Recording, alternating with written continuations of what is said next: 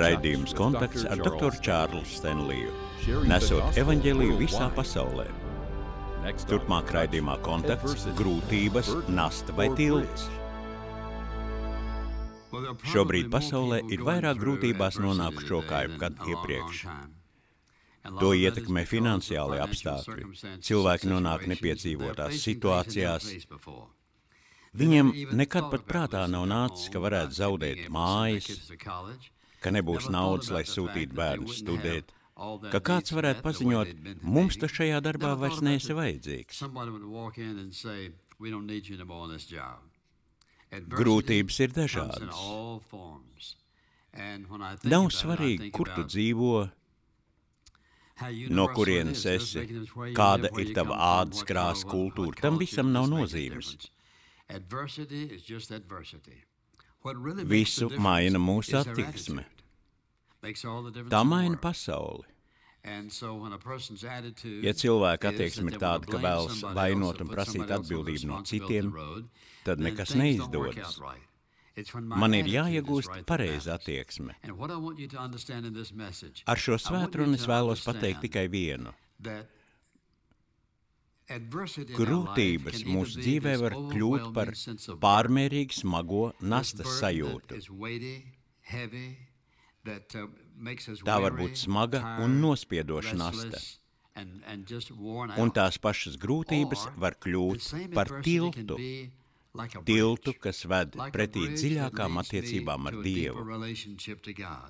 Viss ir atkarīgs no manas attieksmes un sapratnes par to, ko Dievs dara.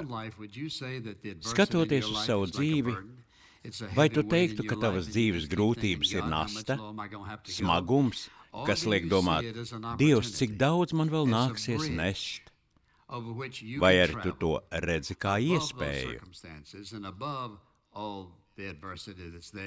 Kā tiltu, pār kuru var pāriet apstākļus un sarežģījumus, jo tas tev ved dziļākās attiecībās ar Jēzu Kristu. Svētajos rakstos apostols Pāvils ir labākais piemērs cilvēkam, kurš ne tikai pārcieta daudz dažādu grūtību, bet arī izprata pašus svarīgākos pamatprincipus. Es gribu mudināt jūs ieklausīties uzmanīgi. Tas tev palīdzēs, dos spēku un izpratni par to, ko Dievs dara tavā dzīvē, un tava attieksme pilnībā mainīsies. Atvērsim 2. vēstuli Korintiešiem 12. nodaļu. 2. vēstulē Korintiešiem Pāvils daudz runā par draudzi.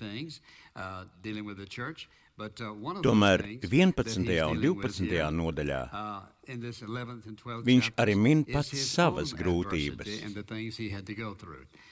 Viņš uzskaita visas pārciestās grūtības. Piemēram, Listrā Pāvils raksta, ka tika nomētāts ar akmeņiem un atstāts nomiršanai, cietis kuģu avārijās, pamests jūrā, vairākas reizes sists ar rīkstēm. Neskaitāmas reizes viņš ir apcietināts, vairākas reizes kāds ir mēģinājis viņu nogalināt.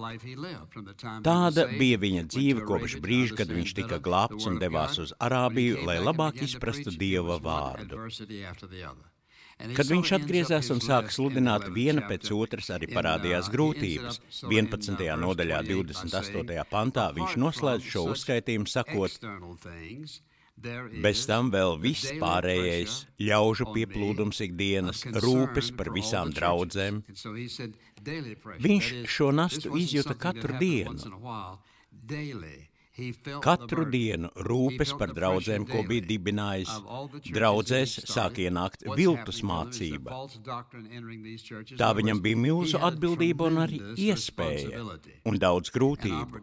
Ko viņš iemācījās? Kā viņš izturēja? Kāda bija viņa attieksme?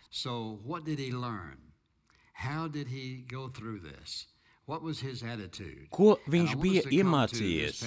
Ko varam mācīties arī mēs? Kas palīdzētu mums izturēt jebko, kas mūsu dzīvē notiek? Arī tev būs grūtības. Kā tu tiksi ar tām galā? Kā reaģēsi? Vai tu reaģēsi tā, lai paliktu uzvarētājs? Vai arī stāsies tām pretī ar noliedzošu attieksmi? Tādā gadījumā nekas neizdosies. Tu vari vērsties pie alkohola, seksa, narkotikām, bet tas nepalīdzēs. Tātad, ko tu darīsi? Sabruksi zem grūtībām? Vai teiksi, es varu ar to tikt galā? Gribu norādīt uz dažām ļoti konkrētām patiesībām, ko apguva apostols Pāvils, un kas arī tev var palīdzēt izturēt un pārdzīvot jebkuras dzīves grūtības. Jo tās noteikti notiks, un jautājums paliek, kā tu reaģēsi? Es sākšu ar pirmo atziņu, ko Pāvils apguva. Es iedrošinu jūs tās pierakstīt. Pāvils iemācījās, ka arī grūtībās ir iespējams piedzīvot apmierinātību. Vairums cilvēku to nav iemācījušies. Viņš spēja būt apmierināts arī grūtībās. Vēstulē Filipiešiem 4. nodaļas 11. pantā viņš saka to pašu. Lasīsim sākot ar 10. pantu. Bet es ļoti priecājos iekšā kunga par to, ka jūs jau atkal esat atplaukuši gādībā par mani. Jūs gādājāt arī agrāk, bet jums trūka izdevības. Filipu draudze bija sniegusi viņam atbalstu, tomēr tad to vairs nevarēja. Viņš raksta. Es to nesaku trūkuma dēļ, jo es esmu mācījies būt pieticīgs ar to, kas man ir. Atgriežamies pie 12. nodaļas. Ko viņš saka 10. pantā?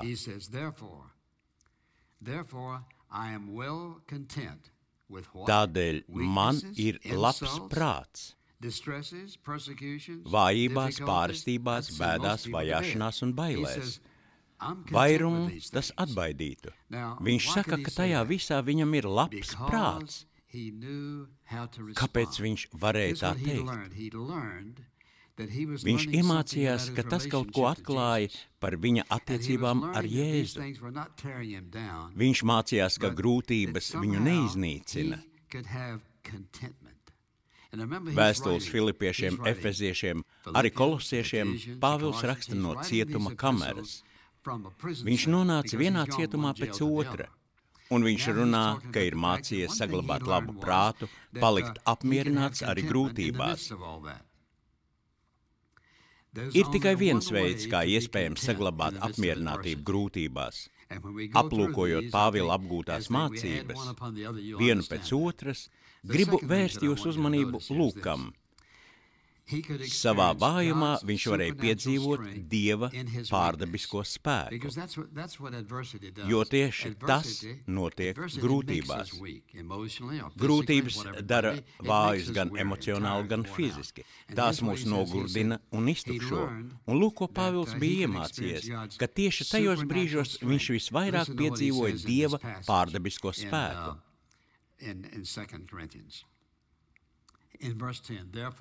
Kādēļ man ir labs prāts vājībās, pārestībās, bēdās, vajāšanās un bailēs Kristus dēļ?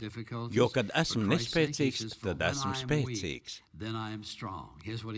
Viņš saka, esmu iemācījies, kad esmu dzīves zemākajos punktos, kad man šķiet, ka vairs nespēju tā turpināt. Viņu mēģināja nogalināt, nomētāja akmeņiem, sita. Viņš saka, esmu iemācījies, ka tad, kad esmu visvājākais, es visstiprāk izjūtu pārdabiska spēka pieplūdumu savā dzīvē. Es spēju turpināt. Kad man šķiet, ka nevaru, es sāku saprast, kas ir mans kungs, kas ir mans spēks, kas ir šī dzīvība, kas manī plūst. Tā ir Jēzus dzīvība. Viņš saka, kad nonāku tajā posmā, kad man šķiet, ka vairs nevaru izturēt, es no jauna apjaušu Kristus lielo spēku sevī. Tas dod man enerģiju un spēku. Tāpat Pāvils teica, ka viņš ir atradis avotu, kas apmierina visas viņa vajadzības. Un viņš ir sacījis, tev pietiek ar manu žēlastību, jo mans spēks nespēkā varens parādās. tad nu daudz labāk lielīšos ar savu nespēku, lai Kristus spēks nāktu pār mani. Viņš saka, esmu iemācījies, ka pietiekams es esmu tikai Kristū. Esmu iemācījies, ka šajās grūtībās man nav neviena cita palīga. Bieži viņu pamet pat draugi. Viņš saka, es esmu iemācījies, ka Kristus piepilda, lai kāda būtu mana vajadzība. Pazīstot viņu, mīlot viņu, saņemot viņa mīlestību un viņa rūpes. Viņam bija tik tuvas attiecības ar Kristu. Viņš saka, esmu iemācījies, ka pat visnežēlīgākajās grūtībās šīs attiecības man dod piepildījumu, jo es zinu, ka viņš ir apsolījis. Viņš ir apsolījis, ka mani vadīs, pasargās un piepildīs jebkuru manu vajadzību. Mans Dievs apmierinās katru jūsu vajadzību pēc savas godības pilnās bagātības Kristu Jēzu. Viņš runā par apmierinātību, par pārdabisko visu varenā Dieva spēku, kas plūst caur viņa dzīvi. Tas dod viņam spēku un ļauj izturēt ikvienu dzīves grūtību, jo viņš raudzījās pareizā virzienā. Viņš nemeklēja spēku sevī, bet raudzījās uz kungu Jēzu. Viņš zināja un bija iemācījies, ka tieši šajās attiecībās ir atslēga tam, lai paceltos pāri jebkuriem apstākļiem. Piemēram, vēstulē Filipiešiem viņš saka, visa cietuma sardze zina, ka esmu cietumā. Viņš bija saķēdēts kopā ar kareiviem, kuriem stāstīja par savu ticību. Dievs caur viņa dzīvi paveica varenus brīnumus, jo viņš nepadevās. Viņš neteica, Dievs, kur tu vispār esi? Viņš mācījās. Viņš mācījās, ka Dievs apmierina visas viņa vajadzības, un viņš saprata, ka var uzticēties Dieva uzticamībai. Dievs vienmēr būs uzticams saviem apsolījumiem. 10. pantā viņš saka, tādēļ man ir labs prāts vājībās, pārestībās, bēdās, vajāšanās un bailēs Kristus dēļ. Jo, kad esmu nespēcīgs, tad esmu spēcīgs. Viņš teica, es zinu, ka mans Dievs būs uzticams un pildīs savu vārdu.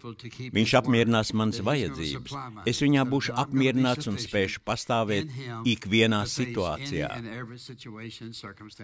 Kad cilvēks sāk apšaubīt Dieva uzticamību grūtību dēļ, Dievs vēlas, lai mēs tajā brīdī vērstos pie viņa un pajautātu, vai tu vienmēr esi bijis uzticams, vai tu esi uzticīgi turējis savu vārdu. Dievs spēj būt vienīgi uzticams. Tāds viņš vienkārši ir. Tāda ir viņa daba. Lai kādi būtu apkārtēji apstākļi, lai kas notiktu, mēs varam paļauties, ka viņš darīs tieši to, ko ir apsolījis, lai palīdzētu mums izturēt itin visu. Vēl kāda ļoti vērtīga atziņa. Dievs novērtē Pāvila kalpošanu vairāk par viņa vēlmēm. 12. nodaļas 7. pants. Lai es nepaukstinātos īpašo atklāsmu dēļ, man ir dots dzelonis miesā sātana eņģelis, lai tas sistu mani, ka netopu iedomīgs. Tā ir ārkārtīgi vērtīga mācība. Viņš saka, esmu sapratis, ka Dievs zina, kas tieši viņam jādara, lai izveidotu ar mani personiskas, tuvas attiecības. Dievs tik ļoti ilgojas izveidot ar mums šādas dzīves piepildošas, baudpilnas, neaprakstāmas un personīgas attiecības, ka ir gatavs neapmierināt ikvienu manu vēlmi, lai darītu mani derīgu kalpošanai viņam. Tomēr, ja es izvēlēšos sevi žēlot un sūdzēties, tad zaudēšu šo brīnišķīgo iespēju. Brīnišķīgo iespēju ne tikai kļūt par Dieva kalpu, bet arī brīnišķīgas tuvas attiecības, kas izveidojas tikai vienīgi šādās grūtībās.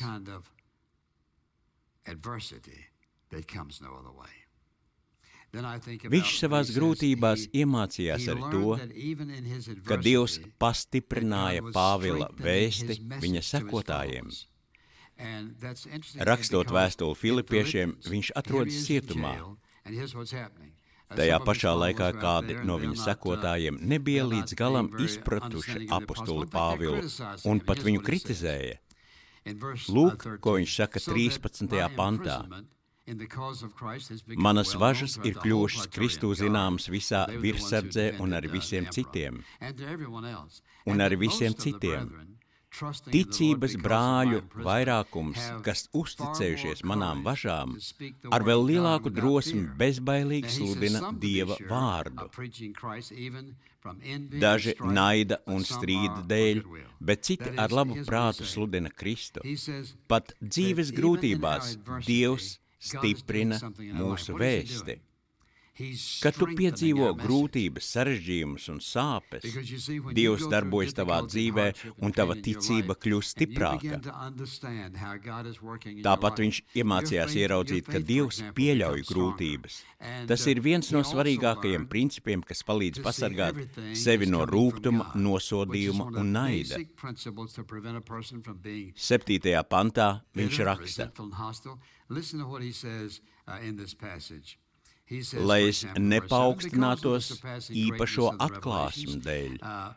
Man ir dots dzelonis miesā, Sātana eņģelis, lai tas sistu mani, ka netopu iedomīgs. No kurienes tas uzradās? Tam bija jābūt no Dieva. Viņš varēja to apturēt. Tomēr viņš to pieļāva. Pāvils saka, ka viena no labākajām atziņām, ko viņš ir guvis, ir tā, ka viņš tagad redz, ka viss nāk no Dieva. Mums daudz vieglāk un dabiskāk padodas mierināt citus, ja arī paši esam izgājuši cauri grūtībām un esam saņēmuši mierinājumu. Šajā raksta vietā viņš to pasaka vairākos veidos. Pirmajā nodaļā vēstulē korintiešiem viņš raksta ko ļoti svarīgu. Slavēts, lai ir mūsu Kunga Jēzus Kristus Dievs un Tēvs, žēlastības Tēvs un iepriecināšanas Dievs, kas mūs iepriecina visās mūsu bēdās. Ka mēs tos, kam ir kādas bēdas, varam iepriecināt ar to iepriecu, ko paši no Dieva esam saņēmuši. Mēs negribam jūs, brāļi, atstāt bez ziņām par mūsu bēdām, kas mums bija Āzijā. Tās bija pārāk smagas un gāja pāri mūsu spēkiem, tā, ka jau gandrīz necerējām palikt dzīvi. Viņš saka, ka šajās situācijās Dievs viņu mierinot, ir darījis viņu spējīgu mierināt arī citus cilvēkus. Tu spēj citu mierināt no patiesas sirds vienīgi tad, ja pats esi bijis sāpināts, jutis sāpes, atraidījumu, trūkumu vai izjutis apjukumu, dodoties nepareizā virzienā. Tomēr kaut kādā veidā Dievs ir ienesis tavā dzīvē savu brīnišķīgo mierinājumu. Un viņš saka, ka ir iemācījies ar šo. Mēs kļūstam visefektīvākie tad, kad mums visvairāk ir sāpējis. Kad mums ir bijis vajadzīgs mierinājums, mēs saprotam, ko nozīmē mierināt citus. Pāvils bija mācījies, ka Dievs mani gatavo, lai es kādu citu varētu mierināt.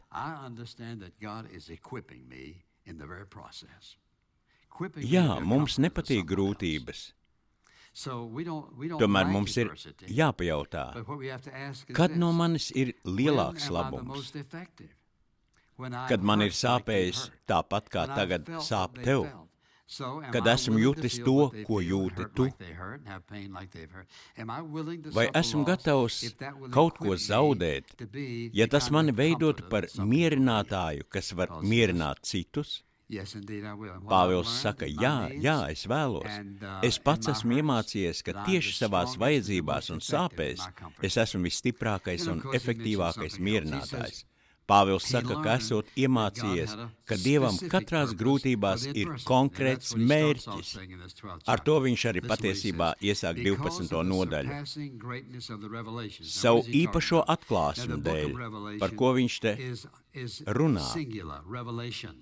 Atklāsmes grāmatās ir par vienu konkrētu pravietisku atklāsmi, bet šeit Pāvils domā tās situācijas un apstākļus, kad Dievs viņam atklāja savu patiesību, kad Dievs viņam ir dāvājis tik brīnišķīgas un īpašas atklāsmes. Līdz ar to neļautu viņam kļūt iedomīgam. Man ir dots dzelonis miesā, Sātana eņģelis, lai tas mani sistu, ka netopu iedomīgs.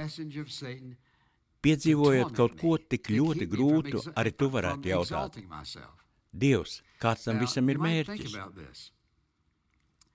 Tev pat ir tiesības to jautāt. Tev pat vajadzētu to jautāt. Dievs, kāds ir tavs mērķis?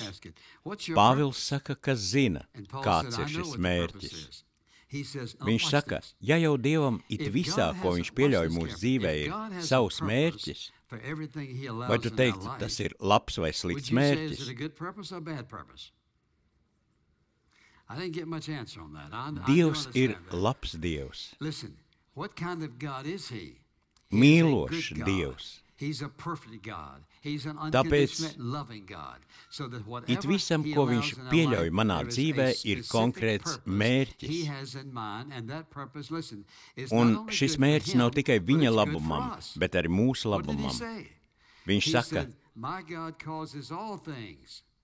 tiem, kas mīl Dievu, visas lietas. Mēs nereti izņemam vārdu visas un domājam tikai par skaisto, jauko, izdevīgo. Tomēr jā, viņš pilnīgi visu, arī sāpes, grūtības, ciešanas pārvērš. Mēs reizēm to palaižam garām un ieliekam šeit tikai vēlamo iznākumu. Tiem, kas mīl Dievu, visas lietas nāk par labu. Nāk par labu, jo viņš mūs mīl. Kad tu par to domā, tad tiešām no sirds tici, tad vari sev teikt, jā, tas ir sāpīgi, man nepatīk. Bet kaut kādā veidā saskaņā ar to, ko lasīja rakstos, Dievs šīs sāpes vērsīs man par labu. Pāvils iemācījās, ka arī grūtībās var priecāties. Man patīk vēstule Filipiešiem, jo tā ir tik daudz lielisku pantu. Ieskatīsimies vēstules Filipiešiem 4. nodaļā. Priecājieties, iekšā kunga vienmēr, es vēlreiz teikšu, priecājieties. Viņš rakstīja no romiešu cietuma, un viņš runā par priecāšanos. Kāpēc? Pēc visa, kas ar viņu bija noticis, viņš varēja sevi žēlot, censties izlausties no cietuma, saukt pēc palīga, pavadīt visas dienas un naktis raudot. Dievs, lūdzu izglāb mani, lūdzu dabū mani ārā no šejienes. Bet ko viņš dara? Savās domās un sirdī pārdomā un atminas visu piedzīvoto un pārdzīvoto, no tā mācoties un pļaujot vislielāko atklāsmu bagātību par to, kāds ir viņa Dievs, kuram viņš kalpo. Lai kādās grūtībās tu būtu, visbiežāk tu pats tās nevari kontrolēt. Tad nu tev atliek nolēmt, kā tu tās uztversi. Vai redzēsi tās kā tiltu, ko Dievs būvē tev zem kājām, lai vestu tev personīgās attiecībās ar viņu? Kuras attiecībās, kuras tu nespēsi līdz galam izprast, kamēr vien dzīvosi uz šīs zemes? Attiecībās ar viņu, kuras ir iespējamas, jo viņš par tām nomira. Attiecībās ar viņu, kas darīs tevi par spēcīgu Dieva kalpu. Vai arī tu vēlies dzīvot no vienas žēlošanās ballītēs uz nākamo, piedzerties ļauties baudām, darīt jebko, lai novērstu domas. Interesanti, ka prāts tā arī nespēja no tā attiet. Tā ir viena no velna taktikām. Tu vari izvēlēties Pāvila pieeju. Grūtības ir kā tilts, pa kuru es varu pāriet, jo zinu, kas gaida otrā pusē. Neaprakstāmas jaukas, dārgas attiecības ar Jēzu Kristu. Iespējams, tu nemaz neesi kristietis un domā, par ko viņš te vispār runā. Lūk, par ko. Dievs tādējādi cenšas piesaistīt tavu uzmanību, pieļaujot tavā dzīvē pietiekami daudz sirdsāpju un ciešanu, ka tev neatliek nekas cits kā skriet pie viņa. Tu vari tam pretoties, tu vari sacelties pret to. Tomēr tas tev pašam tikai sāpēs. Viņš vēlas, lai tu ieraudzītu, ka esi radīts viņam, nevis sev pašam. Viņš grib, ka tu atzītu savu grēcīgumu un nevarēšanu, lai tu paļautos uz viņu, saņemtu piedošanu par saviem grēkiem caur viņa dēlu Jēzu, kurš nomira pie krusta un pilnībā samaksāja tavu grēku parādu. Pakļauj viņam savu dzīvi un raugies uz viņu. Tu teiksi, vai tā es tikšu brīvs no savām problēmām?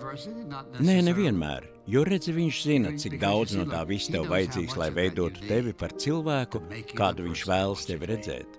Tomēr tev ir divas iespējas, tu vari sacelties vai arī pakļauties. Kas arī būtu pats labākais variants, kas ir arī mana lūgšana par tevi. Ja caur šodienas programmu tika svētīts, ienāc mūsu mājaslapā intouch.org. InTouch vada cilvēkus visā pasaulē dziļākās attiecībās ar Jēzu Kristu un stiprina vietējo draudzi. Šo raidījumu sponsorē InTouch ministrija, un tā skanējums iespējams pateicoties Dieva žēlastībai un jūsu uzticīgajām lūgšanām un dāvanām.